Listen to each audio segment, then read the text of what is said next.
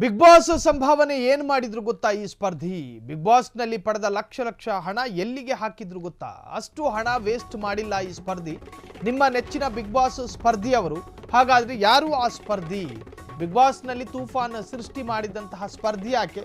ಹಾಗಾದ್ರೆ ಯಾರು ಆ ಸ್ಪರ್ಧಿ? ಬಿಗ್ ಬಾಸ್ ನಲ್ಲಿ ಲಕ್ಷ ಹಣ ಸಂಭಾವನೆ ರೂಪದಲ್ಲಿ ಪಡೆದಂತಹ ನಟಿ ಆ ಹಣವನ್ನ ಏನು ಮಾಡಿದ್ರು ಎನ್ನುವಂತಹದ್ದು ಕೇಳಿದ್ರೆ ನೀವು ನಿಜಕ್ಕೂ ಕೂಡ ಶಾಕ್ ಆಗ್ತೀರಿ. ಹಾಗಾದ್ರೆ ಯಾರು ಆ ನಟಿ? ನಿಮ್ಮ ನೆಚ್ಚಿನ ಬಿಗ್ ಬಾಸ್ ಸ್ಪರ್ಧಿಯವರು.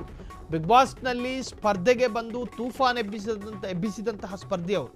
ಬಿಗ್ ಬಾಸ್ನಲ್ಲಿ ತೂಫಾನ್ ಸೃಷ್ಟಿಸಿದ್ದ ಸ್ಪರ್ಧಿ ಅವರಿಗೆ ಈ ಬಾರಿಯ ಸೀಸನ್ 11ರ ಏನು ಸಂಭಾವನೆ ಸಿಕ್ಕಿತ್ತು. ಆ ಸಂಭಾವನೆಯ ಅಷ್ಟು ಹಣವನ್ನು ಆಕೆ ಮಾಡಿದ್ದೇನು ಗೊತ್ತಾ?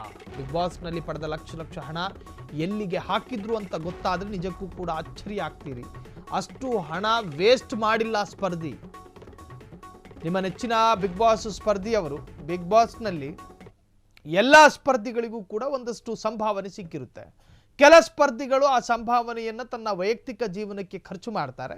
ಇನ್ನಷ್ಟು ಜನ ಸಾಮಾಜಿಕವಾಗಿ ಅದನ್ನು ಖರ್ಚು ಮಾಡುವಂಥ ನಿಟ್ಟಿನಲ್ಲಿ ಅದನ್ನು ವ್ಯಯಿಸ್ತಾರೆ.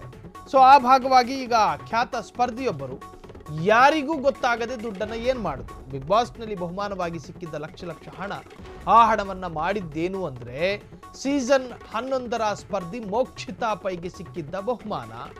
ಆ ಬಹುಮಾನದ 2 ಲಕ್ಷ ಹಣವನ್ನು ಅಂಗವಿಕಲರ ಆಶ್ರಮಕ್ಕೆ ದಾನ ಮಾಡಿದ್ದಾರಂತೆ.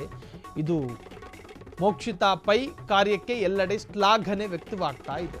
2 ಲಕ್ಷ ಹಣ ಏನು ಬೇಕಾದರೂ ಮಾಡಬಹುದಾಗಿತ್ತು, ಎಂಜಾಯ್ ಮಾಡಬಹುದಾಗಿತ್ತು, ಸುತ್ತಾಡಬಹುದಾಗಿತ್ತು, ಏನೇನು ಮಾಡಬಹುದಾಗಿತ್ತು. ಆದರೆ ಈಕೆ ಮಾಡಿದ್ದು ಮಾತ್ರ ಅಂಗವಿಕಲರ ಆಶ್ರಮಕ್ಕೆ ದಾನ ಮಾಡಿದ್ದಾರಂತೆ.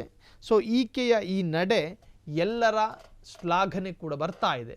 ಮೋಕ್ಷಿತಾ ಪೈ ಆ ಹಣವನ್ನು ಅಂಗವಿಕಲರ ಆಶ್ರಮಕ್ಕೆ ದಾನ ಮಾಡಿದ್ದು ನಿಜಕ್ಕೂ ಒಳ್ಳೆಯ ಕೆಲಸ ಅಂಥೇಳಿ ಎಲ್ಲೆಡೆ ಪ್ರಶಂಸೆಗಳು ವ್ಯಕ್ತವಾಗ್ತಾ ಇದೆ.